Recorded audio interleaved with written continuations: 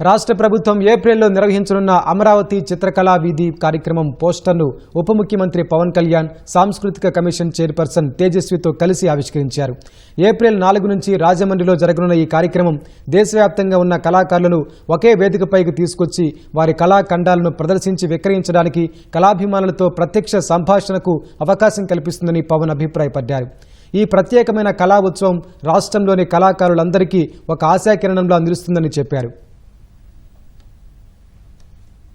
అమరావతి చిత్రకళ వీధి అనేది ఇది కేవలం ఒక కళా ప్రదర్శన మాత్రమే కాదు, మన రాష్ట్రంలోని మరియు దేశవ్యాప్తంగా ఉన్న కళాకారులకు చాలా వారి వర్క్ ని వారి కళను చూపించుకునే అరుదైన అవకాశం ఇది.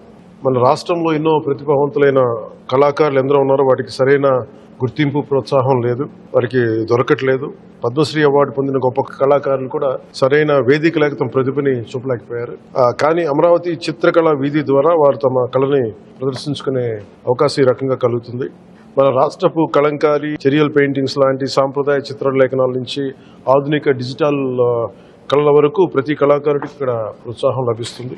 ఈ ప్రదర్శనలో కళాకారులకి ఆదరణ ఇచ్చేలాగా, ప్రజలకి కళలో ఆసక్తిని పెంచేలాగా ఉంటుంది. ఇది ఒక గొప్ప అవకాశం. ఈ అవకాశాన్ని అందరూ సద్వినియోగం చేసుకోవాల్సిందిగా మనస్ఫూర్తిగా అందరినీ కోరుకుంటున్నాను.